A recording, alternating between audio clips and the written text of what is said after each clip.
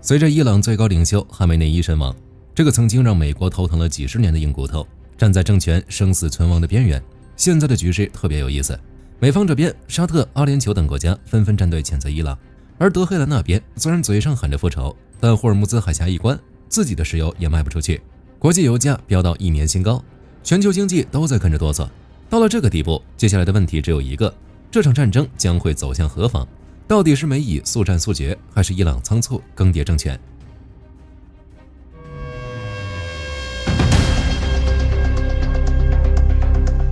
其实答案非常明显，这场战争从开始的那一刻就已经注定了。无论怎样，伊朗都是输。美国对这场战争的投入超乎很多人的想象，集结了庞大的军事力量，求的就是速通。面临这样的美国，伊朗所有的挣扎都只是困兽之争罢了。这些天的战果也说明了一切。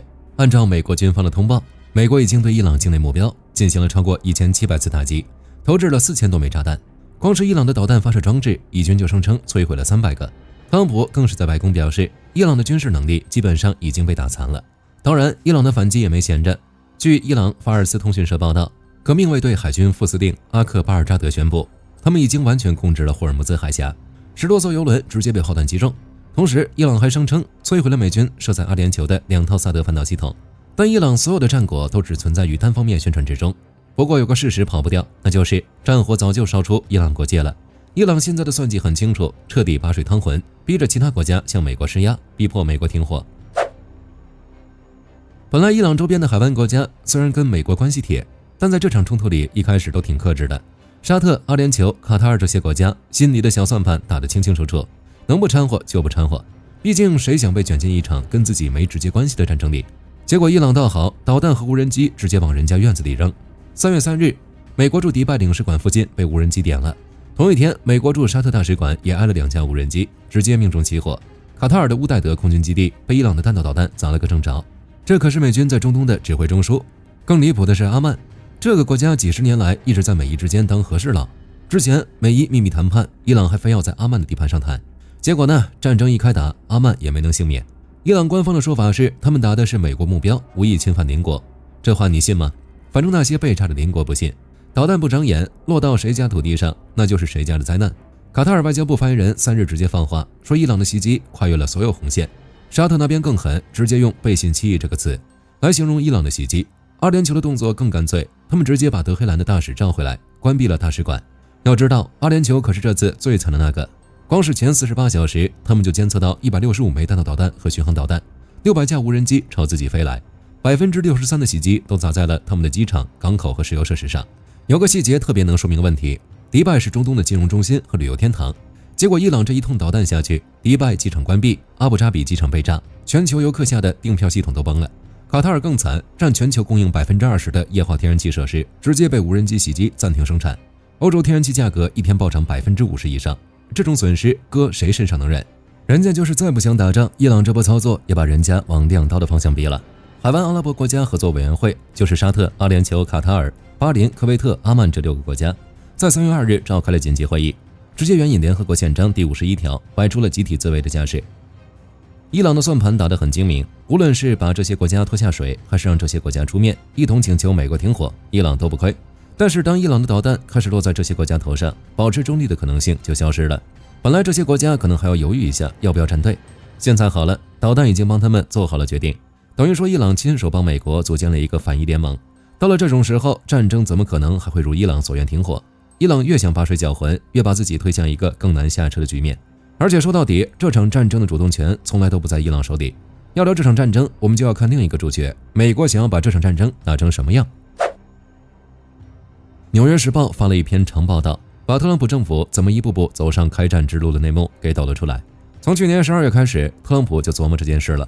当时伊朗国内爆发抗议，美国觉得机会来了，但问题是兵力不够，既没航母也没有足够的战机，于是五角大楼花了2个月时间调兵遣将，往中东派了2艘航母、10几艘舰艇、大批战斗机。到2月中旬，终于攒够了能打几周的军力。有意思的是，特朗普本人最开始的想法其实是以打促谈，就是揍你一顿，逼你回来谈个更好的协议。反倒是副总统万斯这个平时被贴上反干涉派标签的人，在2月18日的白宫战情室会议上，主张要打就大打，快打，直接冲着伊朗领导层去。结果呢，万斯的观点居然占了上风。几天之内，越来越多的官员开始认同，既然要打，就得把导弹、核设施和领导层一起收拾了。最后那根稻草是2月26日的日内瓦谈判。美国特使回报说，协议无法达成。特朗普当天就跟共和党参议员抱怨说，伊朗人不愿达成协议。中情局那边正好递来情报，哈梅内伊2月28日上午要在德黑兰住所开会。于是，在2月27日，在飞往德克萨斯州的专机上，特朗普下达了作战命令，批准实施怒火行动，没有终止命令，祝好运。这个决策过程透露出来的信息很明确，特朗普本来是想打一下就走的，但被万斯这帮人推着，走向了一个更激进的版本。那这个更激进的版本目标到底是什么？特朗普在视频讲话里说得明明白白，要消灭伊朗海军，把伊朗导弹工业夷为平地，还要确保伊朗不能获得核武器。他甚至直接向伊朗民众喊话，等行动结束，接管你们的政府。那么美国的战略也很清晰了，用空中打击使伊朗领导层瘫痪，把军事能力打残，然后等伊朗内部自己垮掉，或者反对派趁乱崛起。结果就是伊朗民众走上街头，政权从内部瓦解。那这场仗接下来会怎么走？线路已经很清晰了。最有可能的走向就是美以速战速决，在几周内达成主要目标，最后主动收手。赫格塞斯在五角大楼明确说，这不是伊拉克战争，不会没完没了，也不是所谓的政权更迭战争。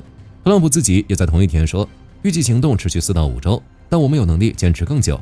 你看这个措辞，4到5周，刚好卡在能打几周的军力储备上，说明白宫很有可能从一开始就给自己设了时间表，争取速胜，但不排除打得更久。伊朗那边虽然喊着复仇，但领导层被一锅端之后，权力中枢陷入混乱。霍尔木兹海峡封锁虽然能恶心人，但自己的石油也卖不出去，长期下去经济扛不住。加上海湾国家已经被伊朗打到了对立面，外部环境空前孤立。在这种内外交困的情况下，新上来的人不管是温和派还是强硬派，都得先顾着内部维稳。所以最有可能的就是伊朗新领导层在发动象征性报复后被迫接受停火，然后国际社会推动伊朗重回谈判桌，签署一份比2015年伊核协议更苛刻、永久性的新协议，永久放弃铀浓缩，拆除核设施，移交浓缩铀，接受国际监督。特朗普就能拿这一场胜利去应付今年的中期选举，这是最符合美国利益，也最有可能发生的结局。第二种走向是美国最想避免的，但风险正在上升，即陷入长期消耗战。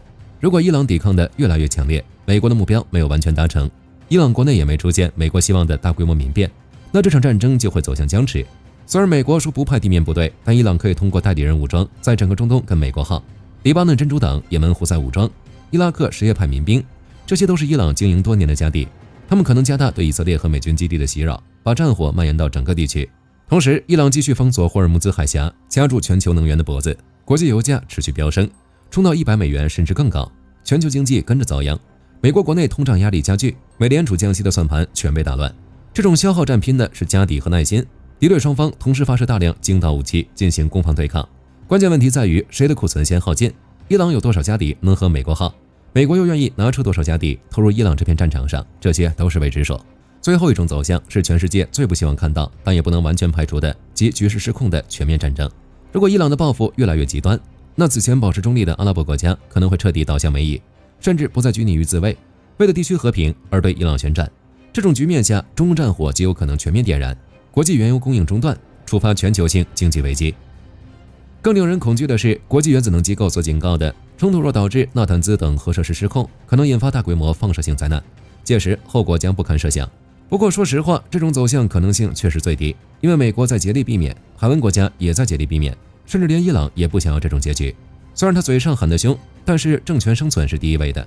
如果真的全面战争，那几乎就意味着政权覆灭，理性的人都不会选这条路。说到底，这场战争的走向很大程度上取决于伊朗能不能扛过这4到5周，能不能在领导层被端、经济被卡、邻居反目的情况下维持住内部的稳定。从目前的局势看，伊朗的选择其实不多了，继续打拼消耗，他拼不过美国的家底，封锁霍尔木兹海峡，伤敌800，自损1000，自己的经济先扛不住，拖代理人下场，又等于把战火烧到整个中东，又把自己彻底变成地区公敌。而美国这边恰恰相反，战略清晰，目标有限，盟友在手，退路留好，导弹打完了可以撤，谈判桌摆好了可以回，伊朗新政权做稳了可以谈，主动权一直在华盛顿手里。至于这场战争到底会走向哪条路，其实都不好说，毕竟战争的逻辑从来不讲道理。一开始特朗普也只是想要以打促谈而已，最后是速战速决，还是拖成消耗战？是伊朗屈服，还是美国妥协？答案就在接下来的几周里。好了，今天的视频到这儿就结束了。各位觉得这次美伊冲突会以什么方式结束？可以在视频下方留言，大家一起讨论。我是火力军，下期见。